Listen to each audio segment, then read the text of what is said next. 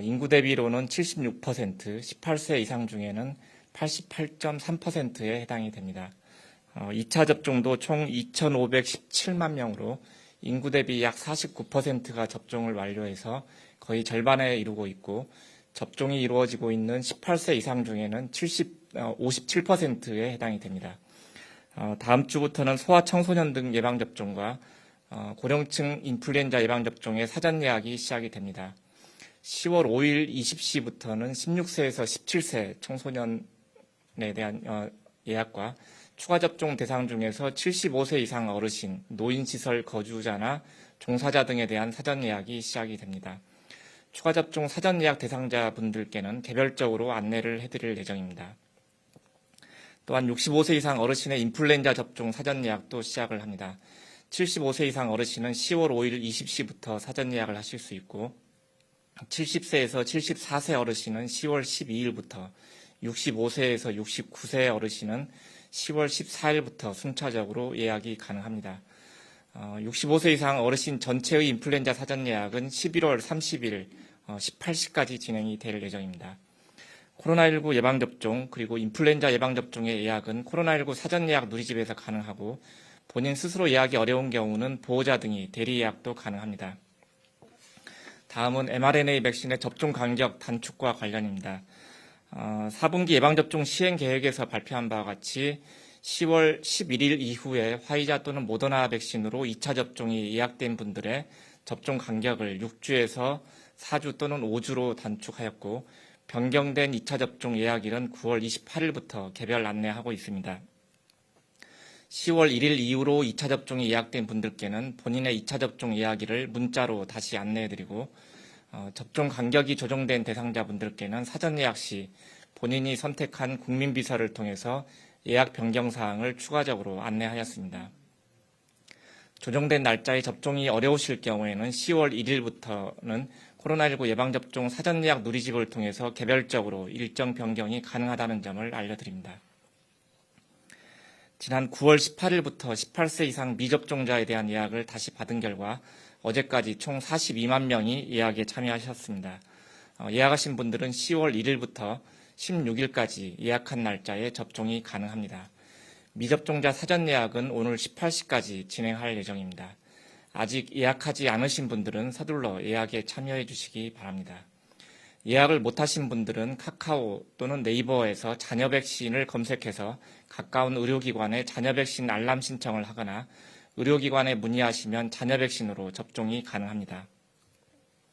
또한 10월 18일부터는 접종을 원하는 미접종자가 사전 예약이 없이도 의료기관을 방문하면 접종기관의 보유 물량 범위 내에서 접종이 가능하도록 할 계획입니다. 이로써 미접종자가 원하면 언제든지 의료기관의 자녀 백신 또는 보유 백신을 통해서 접종이 가능하도록 할 계획입니다. 다음은 예방접종 증명서의 활용과 이 변조와 관련된 주의 당부입니다. 코로나19 예방접종률이 높아지고 단계적 일상회복에 대한 논의가 진행되면서 예방접종 증명서의 활용이 늘 것으로 예상이 됩니다. 이에 따라서 코로나19 예방접종을 증명할 수 있는 방법에 대해서 안내해드리고자 합니다. 코로나19 예방접종력은 감염병 예방법에 따라서 예방접종 증명서를 발급받아서 증명할 수 있습니다. 현재 정부가 인증하는 예방접종 증명서는 종이증명서, 전자증명서, 그리고 예방접종 스티커 등 3가지 종류가 있습니다. 먼저 종이 예방접종 증명서는 예방접종 도우미 누리집 또는 정부 24를 통해서 온라인으로 무료 발급이 가능하고, 읍면동 주민센터나 시군구 보건소에서도 발급받으실 수 있습니다. 전자예방접종 증명서는 모바일 앱 쿠브를 본인의 스마트폰에 설치한 후에 본인 인증을 거치면 발급받으실 수 있습니다.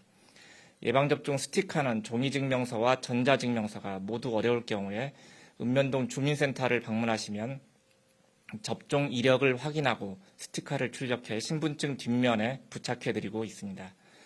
예방접종을 위조 또는 변조하거나 위변조한 증명서를 인증 목적으로 사용할 경우, 또는 다른 사람의 증명서를 인증 목적으로 사용하는 경우는 형법 관련 규정에 따라서 처벌을 받으실 수 있다는 점을 유의하셔야 합니다.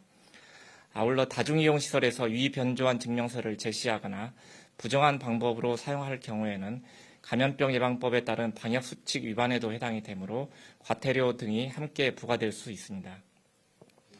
올바른 예방접종 증명서 발급 및 활용에 국민 여러분들의 적극적인 협조를 당부드립니다. 다음은 코로나19 국외 발생 동향에 대해서 말씀드리겠습니다.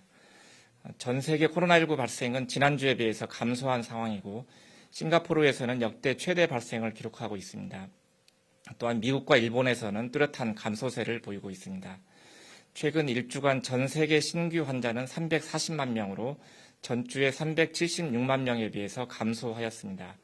다만 싱가포르는 지속된 발생 증가를 보이며 최근 신규 발생 및 사망이 역대 최대치를 기록하고 있고 미국은 주간 신규 확진자가 이전 주에 비해서 30.6%, 사망자 수가 17.1% 감소하였으며 신규 입원자 수도 감소하고 있습니다. 일본은 8월 말 최대 발생 이후에 주간 발생이 급감하여서 7월 초 이후에 최저 수준을 보였습니다. 다음은 코로나19 변이 바이러스 분양 현황입니다. 코로나19 바이러스 변이주는 현재까지 총 77개 기관에 955건이 분양되었습니다. 활용 목적별로는 백신 및 치료제 연구용 313건, 진단기술 개발용 626건, 기타 융합연구 등 16건입니다. 네, 이번 주 토요일이면 18세에서 49세 연령층의 1차 예방접종이 마무리됩니다. 지난 8월 26일부터 접종을 시작해서 현재까지 18세, 49세 연령층의 접종률은 84.4%를 보이고 있습니다. 다음 주에는 50대 연령층의 2차 접종이 마무리되고 18세에서 49세 연령층의 2차 접종이 시작이 됩니다. 10월 말까지는 1,200만 명 이상의 2차 접종이 진행될 예정입니다.